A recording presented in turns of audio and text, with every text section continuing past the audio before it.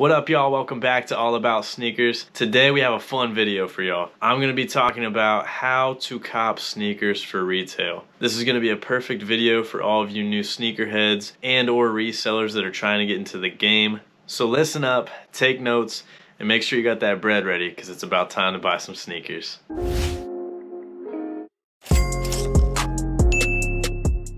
My whole perspective of buying and selling shoes is broken up into three parts. That's homework, footwork, and network. Today we're going to talk more about homework and footwork. We're going to leave network for another video. That's going to be more about selling the shoes rather than copying the shoes. Let's start with homework. When it comes to shoes, just like any product that you're trying to buy to resell, you have to have the knowledge of the product itself. If you don't know about it, you're not going to have a good idea of the value, what it's worth, and what you can sell it for. My first advice would be to get familiar with the shoes. Personally, my bread and butter are Yeezys and Retro Jordans. Get familiar with the retro models. There are lots of retro Jordans. And I might get hate for this, but honestly, if you study 1 through 13, maybe 14 on some occasions, that's going to be most of the retros that you sell that are going to be profitable. Study the Yeezy models. There's been multiple different styles. Some are profitable, most are profitable, but some are not. So you've got to get familiar with the product, what's valuable, what's not. That way you can put forth all of your effort into copying shoes that you know are valuable. The next part of your homework is studying the releases. Stay up to date with sneaker blogs. There are plenty of websites out there that are keeping up with Jordan releases, Yeezy releases, and other sneaker releases. I'll pop a few of my go-tos up here. You can check them out, see which ones you like, and use those to your advantage. Your best resource for releases whenever it comes down to it is going to be the GOAT app, Footsight apps, and sneakers. The apps that are going to be selling the shoes are going to have the best information for the releases. Until that release is loaded on the app, nothing is confirmed. So check all of your apps and check the calendar on GOAT, and make sure that you're staying up to date with all the releases. So 1, you have to know the product that you're buying, and 2, you have to know when and where you're going to purchase this product. Once you find that out, join some Facebook groups, get a feel for what the market's going to be like shortly after release day, and that will give you a better idea as to whether or not the pair that you're about to cop is going to be profitable. The next part is the footwork. The footwork is the most exciting and also the most difficult part. You have to download apps. Your phone is going to be flooded with apps, but you're going to want to give yourself as many chances as possible to cop these shoes, but also you're going to use these apps to do that homework that we mentioned before, to stay up with releases, but also to compare retail prices to resale prices. Download your resale apps. GOAT, StockX, the SneakerCon app. Make sure you have your Footsight apps ready to go with your accounts created. You need to have Sneakers, Foot Locker, Champs, Finish Line, JD Sports, Hibbett, Adidas, Adidas Confirmed. It seems like a lot, but that's only a good start. There are plenty of retailers that stock shoes on their apps that you can have a chance to cop from. Now that we've used these apps to do our homework and begin our footwork, we're going to take it to the next level. Once you find an anticipated release that you know you want to buy, enter the raffles on the Footsights. Foot Locker, Finish Line, Champs, those apps that I mentioned before almost always load raffles for their releases. It's an online raffle on the app. You enter. If you get selected, you have the opportunity to purchase that shoe for the retail price. Each person can only win 1 pair per release, but you can enter it up to 3 stores each release. Some of these apps like Hibbett and Adidas Confirm do online raffles that'll actually ship to your house. So you can enter online. If you win, your card will be charged and the shoes will be shipped straight to your door. Most of these raffles start a few days before the release and then end the day before. You want to make sure you get all of your entries in prior to the day before the release. Other stores are going to raffle pairs online or on their Instagram. You may be able to find a list of those stores on those sneaker blogs that we talked about before. Raffles are tough to hit. There's always a lot of entries, but it's a crucial part of the footwork. You want to give yourself as many opportunities as possible to cop an anticipated release. You give yourself multiple chances at copying a release for retail with the raffles prior to the release day. There's a few other things that you can do on the Footsight apps to increase your chances of copying for retail. There's also a few ways to increase your chances of hitting on sneakers. Before the releases, watch those episodes on sneakers. Find the releases that you want to cop, hit that heart button, enable the notifications, make sure you have those reminders on. Spend money on the apps. If you're logged into your account and you spend money on the apps,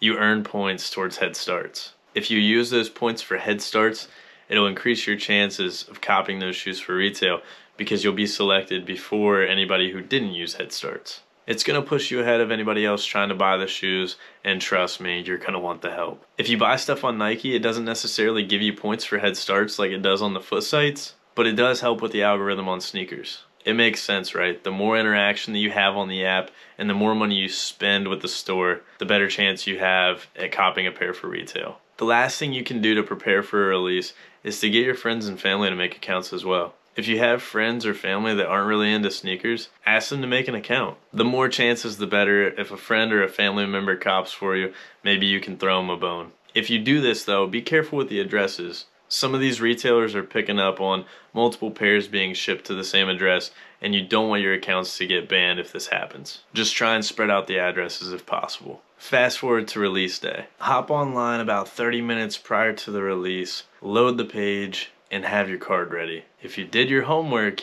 you should know which sizes you're going to be going for. It's all based on the supply of each size and the value that they're bringing to the table. When you're online, whether it's on foot sites or Yeezy Supply, what have you, if you're fortunate enough to have the opportunity to cop more than one pair for retail, try to use multiple different credit cards. Don't cop more than 2 pairs with the same card. That puts you at risk of being banned from the site. Or they might just cancel your order this time around. You don't want either of those to happen, so let's try to prevent it.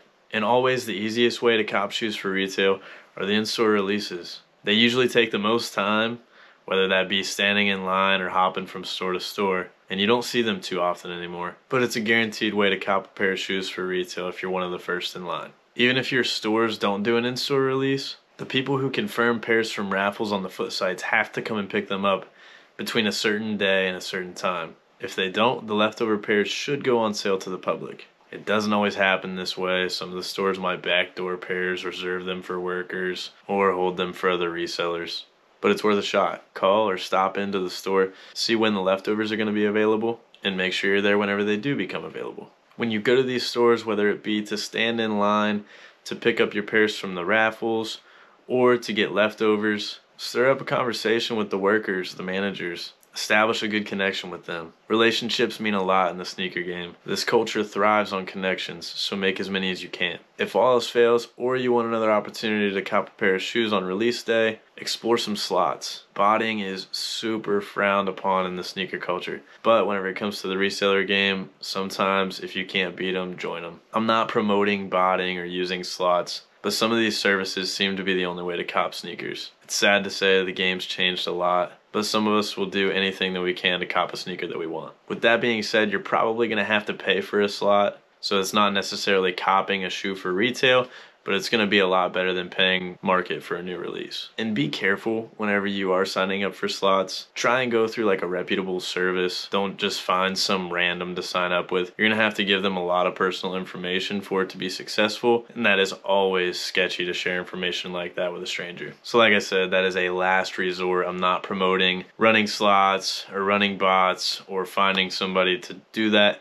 unless you're safe and comfortable with it, or if you've tried everything you can and you're ready to wave the white flag because you can't beat the bots yourself. Another thing to be on the lookout for is fake websites. If you see shoes for less than those retail prices that you found whenever you studied doing your homework, it's too good to be true. Let's recap. Homework and footwork. Get to know the shoes, check out the blogs, download the apps, and study the release dates. Compare those retail prices with the resale market and decide what you're gonna cop. Flood your phone with apps, resale apps, and foot site apps. Boost yourself on the algorithms, interact with the apps. If you're spending money, make sure you're using those apps and signed into your accounts. Check the Instagram pages and websites of other sneaker stores. Enter as many raffles as possible. On release day, whip out your phone or your laptop and your credit card and get ready to have some trigger fingers. Hop in line at the stores on release day if you're lucky enough to have a location that doesn't in-store release, but also make your rounds and look for leftovers. Someone's loss is your gain. And last resort, explore some slots. Make sure you do your research before you pull the trigger on those. There's a lot more detail than this. I'm laying down the foundation. This covers the homework and the footwork of the reselling game. If you have questions about any more details,